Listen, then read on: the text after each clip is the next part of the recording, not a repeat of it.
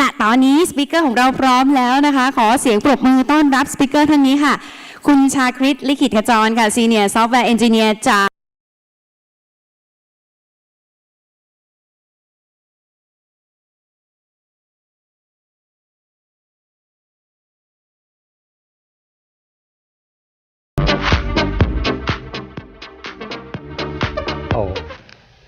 Hey, hello everyone. So my topic is about applying solid principle in JavaScript with our class and object. And you can call me Chris, which that is my nickname. I try to wrap this up in 25 minutes, so let's get to it. So let's talk a little bit about my background because it's related to how I view software architecture. So I was Vice President of Engineering at Haswell, and at that time I take care of the whole product team and responsible for making sure that the whole product can be sellable, is awesome. So I lead both not just engineering but I also lead the design and the product team. And now I'm working as a senior software engineer at Omise Payment, and I have written production code in 8 different programming languages. And the way that I have a chance to work with so many different departments is affect how I view the software architecture and how I write code a lot, and you will see what it means in my presentation. So what is actually Solid? I will try to make this short. So basically Solid is 5 design principles that introducing by Uncle Bob, which is Robert C. Martin, and is very well known throughout the industry. And the motivation of I deliver this talk here is that a lot of programmers have read about the solid design patterns, but it's usually being demonstrated using programming language with class and objects. But JavaScript, we are multi-paradigm. We can use class or don't use class. We can write in object-oriented or functional programming. We can write basically however we want.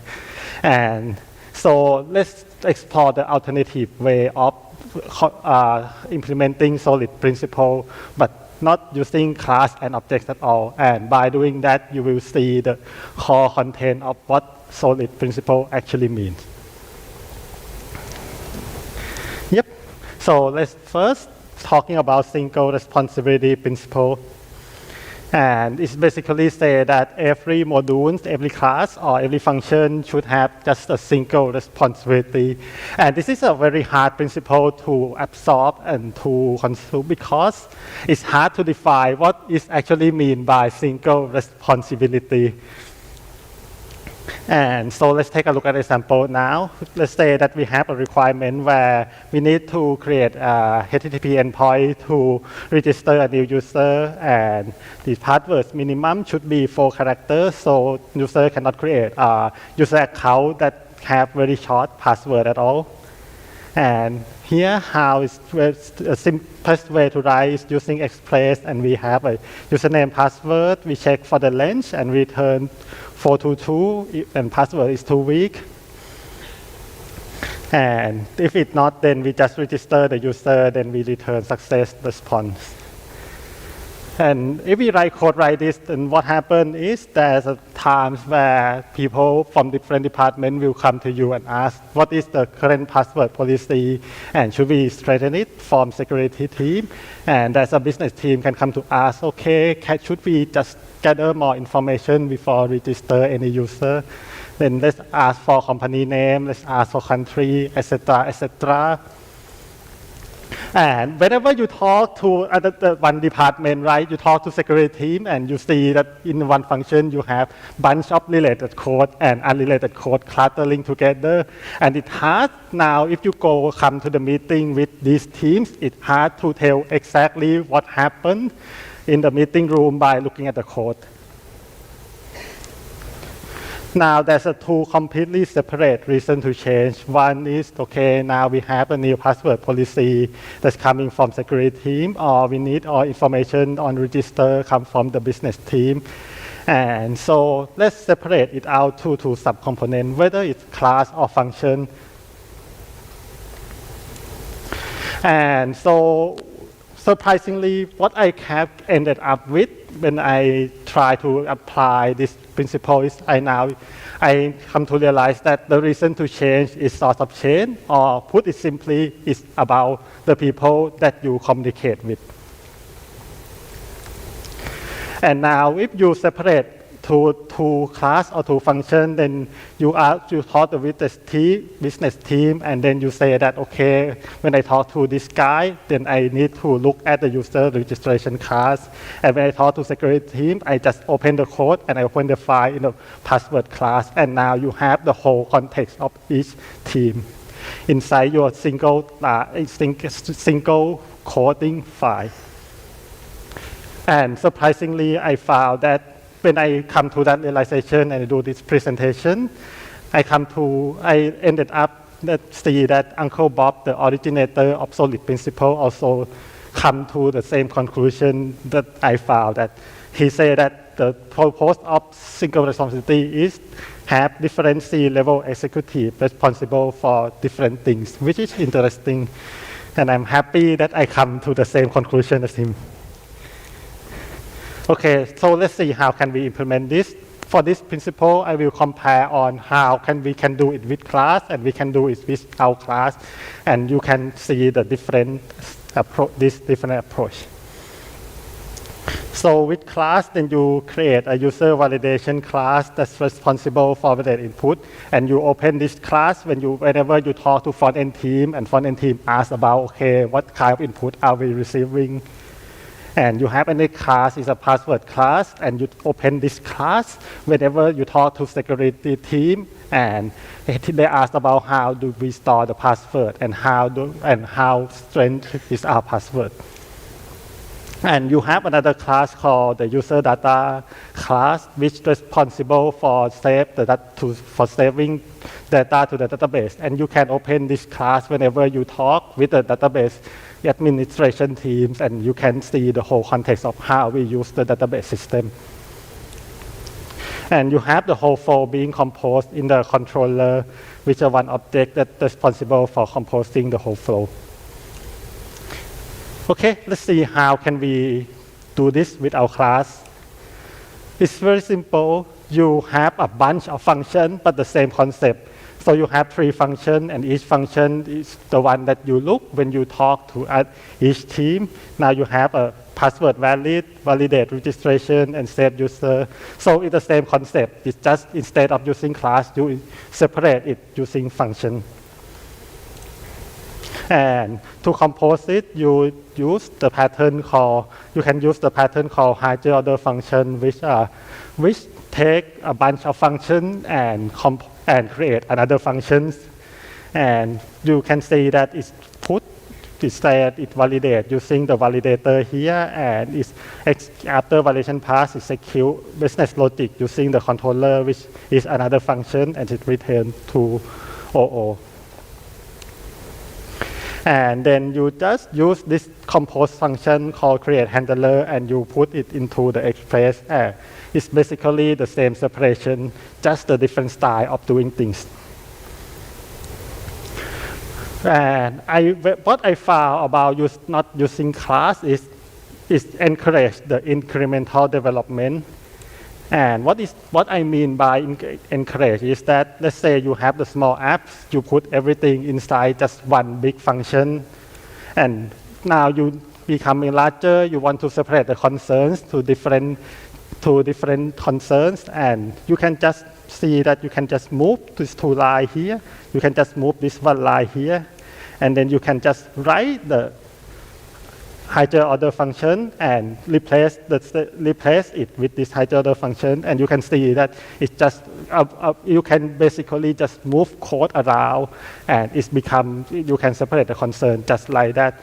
But like the object-oriented approach, where you need to create class, you create a bunch of constructor, and after doing that, then you can move code, which is more tedious. So when you don't using class, I found that it feel more fluid, the code feel more it's become more fluid. You can change however you want to compose things. It's not as rigid as the object-oriented approach. So at first, I really like this approach. I try to implement into my team, but what really actually happened when you implement this into the team, this is what I found is when we use the object-oriented approach, since it's harder to change the structure, it incentivizes the team to use the same structure, and as a result, it's easier to standardize the practice for the whole team. Even if it's hard to structure it in the different way, but in the different way, but it's encouraged the standardization. At the opposite, the function composition is encourage you to have a different type of composition. You can compose it in a way that it actually very fit to the domain that you are business domain that you are solving. But in the other hand, it encourages people to do bunch of different things in the code base, and you lose the standardization. So that is a trade-off that I found when I try to implement this into the team. But by knowing this trade-off, then you can see that, okay, when I try to use function composition, I need to make sure that people still conform to some standardization. And when I use object-oriented approach, then I need to make sure that people don't to conform to the standard practice and try to come up with the maybe better way to compose the code and make sense of it. Okay. So let's jump to the next principle, open-close principle. Open-close principle say that the software should be open for extension, but closed for modification. And so let's jump to the example now. Let's say that you start with the user can be confirm the invoice, and you have a function called confirm invoice. You save it. And now after invoice is confirmed, you need to send the email to customer, and you implement it here. And after this, then you say that after invoice confirmed, you need to send push notification. So you just send the push notification. And now what happened is when user complain about I don't get the email, then it's in just these two lines, right? And when user complain about I don't get the push notification, then it's another line inside the single function. So then generally speaking, then you have one function that's responsible for many issues. And when each team working in parallel is introduced a lot of merge conflict. And we really like to solve the merge conflict, right? Yeah. Function will grow bigger and bigger, and alternate. This is not in this example, but when you try to modify the current behavior of function, it's possible that some people rely on the one function to act in a certain way, and when you modify it, it can introduce breaking change that you don't know, because the guys that depend on the behavior is someone in the team that's very far from you. You ended up in the situation like this again, that you are a bunch of related code when you talk, and you work with some requirement, and bunch of unrelated code when it's cluttered all together. So how to solve it? Then you can use observable event or stream. So you can say that for the confirm invoice, you just say that after save, then after saving it, I put it into invoice stream. And then you have a send invoice email, and you have send push notification, and you push this function inside the stream, listen for the event. And now the confirmed invoice will be maintained and look the same always. So you don't never modify the behavior of confirmed invoice, but you just add that you must make it extendable, and you extend it, and that's the open-close principle. But benefit of using stream that you can either scale to become like you have email sender as another process. You put the stream into Kafka or RabbitMQ or whatever the queue system that you have, and you can scale the system that way, but you can start small just using the RX or observable stream. So let's talk about this called substitution is principle. And it's basically say that the derived class must be substitutable for the base classes. It's hard to absorb just this sentence, so let's take a look at the example now. And let's say that we have the report error for the production and report error for the local machine doing a bunch of different things. In production, you need to send the error to the Sentry. You have some plugins that actually insert custom metadata to the error. And so the report error to the production will just also report that metadata. But for the report, when you work in your local machine, you don't want to send every error to the Sentry, so you just do the console.error. But what happened here is that the report error in production gonna be explode when custom metadata is undefined, which means that report error in production cannot substitute the report error locally. It cannot totally substitute it, and what happened is the user of the report error need to know and need to handle a little secret that, okay, if it's a kind of production, but for some reason we doing things wrong, we don't have custom metadata, then we need to insert it because one of the report error implementation just cannot able to handle when the custom metadata is undefined, right? So that's kind of break the Liskov substitution principle. And that please don't do it this way because the problem of doing this way is the implementer of do something need to know a little secret about the report error, which might be the guy that do the report error function and the guy that do something function might be in the different teams. So we don't want the knowledge to be cluttered all around. And what you should do here is to make it totally substitutable. So you should just handle the custom metadata error here and make sure that report error in production can be total substitute to the report error locally. So basically what it means is function should be replaceable.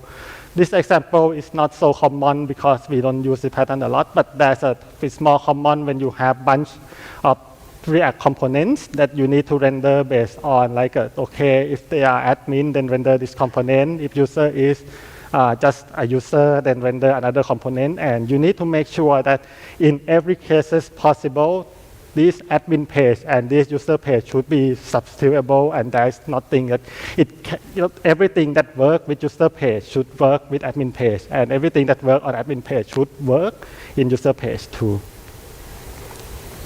Okay, so let's talk about interface segregation principle. It says that the client should not be forced on or depend on method that they did not use. Okay, so let's take a look of how the example now. So let's say that you start with the delete invoice. You don't want to actually delete it. So you just set its delete to be true. And now after that, then you need to implement the recover the deleted data. So you implement it, recover invoice, and now you see that the code is duplicate. So you just say that, okay, let's remove the duplication and make it like this, and let's update the list status, and now duplication is being removed. And then it comes, now you don't conform to the GDPR because GDPR say that data can be removed and user can be forgotten. Now you need to do a hard delete.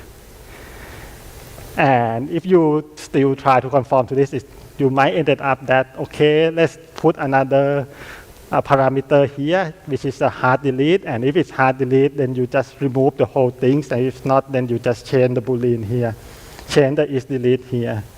And when you implement it like this, it's become for the delete implementer, this parameter hard delete make total sense for him. But for the recover implementer, this okay, why I need this is hard delete parameter is not make sense for me at all. It's such a nonsense. And now if on recover, on recover, we need to implement something such as if 1 month passed, we need to reassign the invoice number. And now you need to have the recover logic inside this chain delete status function.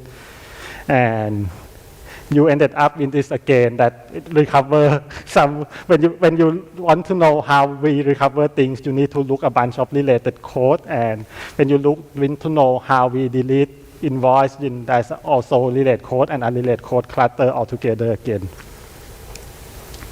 And the solution is simple, in this case, is simply reduplicate the code and just make separate case for delete invoice and recover invoice.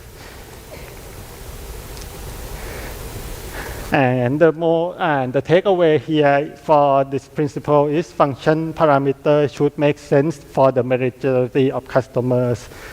Otherwise, then let's consider having separate function.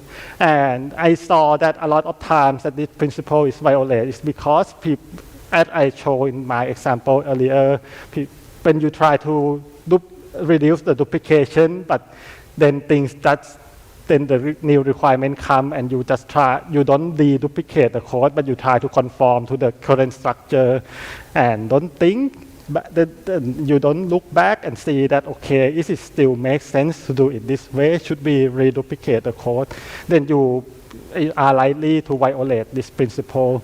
So I would say that the code duplication should not be viewed as a dogma, and sometimes it's better to have some duplication, but have a very separate domain where we can look at and see that, okay, delete and recover, we do totally different things here, and it makes sense. Okay, so the last principle, dependency inversion principle. So it's basically say that the high-level module should not be dependent on low-level modules. And the example here is that you have case where you need to upload user avatar, which is a high-level requirement. And you need to use S3, Amazon S3 as an object storage within infrastructure level requirement.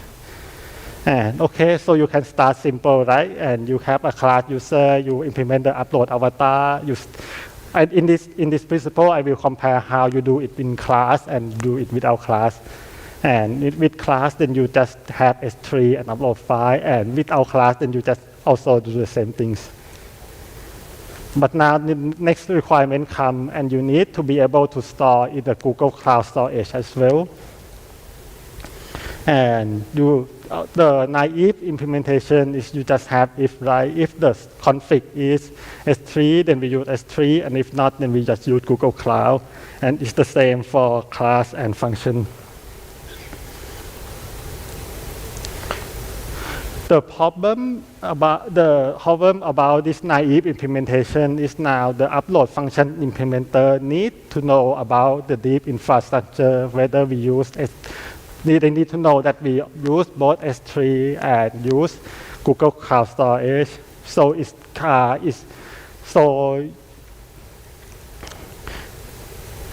kind of things that now you have to know more things in order to contribute to the project. And that's not good. And we can solve this by using technical dependency injection. So you have class for S3 storage. In the class world, you have class called S3 storage, Google Cloud Storage, and you inject here. And in the function world, it's totally the same concept, but you, instead of injecting class, you inject the functions instead. So you inject the upload S3 function and inject the upload Google Cloud function. And the benefit of this is when people come to ask you and how upload works and can we change it, then you can just look at the whole flow without noticing that inside the upload function is actually we have two storage. And it's easy to explain to the business who don't know much about our internal infrastructure that this is how the whole flow works. Just looking at the code, you can totally explain without the need to write a complicated documentation. You can just go to the meeting, open the laptop, look at the code, and explain it in the meeting room immediately. And if they ask, okay, how can I change it? I can answer immediately in the meeting room. And this is why we all love polymorphism. And I think this is a very important thing that polymorphism gives us. It allows us to express the different flow from the different perspective. You can express the flow of the high-level flow and completely set aside the low-level detail to, you completely hide the low-level detail to aside, and now you can communicate and you can write a class or function that can be used when you communicate with any type of stakeholders, which is for me, as I work with multiple stakeholders since the start, then I find this style of coding really useful. But that's a trade-off, because when you use class and objects, then you can only inject the whole object, and you can inject an object can have so many methods, and you can end up that you just want one method, but you need to inject the whole things, the whole objects that have 10 methods into the class that you want. So let's consider, if you use that approach, then please consider if the object become too big and break it down to different functions. In the function, it's opposite, because you can inject just one function at a time. So in the past, I ended up that have one function that need to inject like a 7 or 8 function in order to make it work. And it's become very hard to keep track of, okay, where is these 7 and 8 functions coming from. So in the opposite way, when you use a function, inject function as a dependencies, then you might consider grouping the function in the way that makes sense in the business domain context. And that's it. I just went through 5 principles. But my takeaway here is that I kind of intentionally structure the talk in the way that, okay, if I write code in this way, then what happened? And if I write code in another way, then what happened? And after that, I talk about which way is more desirable and why. And for me, the desirable, as a coder who need to talk to a lot of stakeholders, I want to be able to just look at the code and talk everything in the meeting room. I don't want to have to write a lot of complex document and write a lot of presentation, a lot of diagram. I just want to look at the code and can communicate with every type of stakeholders in the meeting. And this is desirable for me. And I never use what is violate or wrong, because I want to say that I don't think that it's not about the architecture is not about what is right or wrong. I don't like it when people say that, okay, this programmer violates some kind of principle, so you are very bad and you should feel bad about yourself. I think it's not a healthy way to look at the software architecture, so that's why I intentionally structure my presentation this way. And at the end, I believe the architecture is about managing knowledge and communication channel, which in the team or which in the team to the outside stakeholders. It's all about how you manage and how you intend to communicate within team and to the outside of the team. And that's all my talk. Thank you. ขอบคุณค่ะคุณชาคริต Thank you so much คุณชาคริต from Omise Thailand นะคะ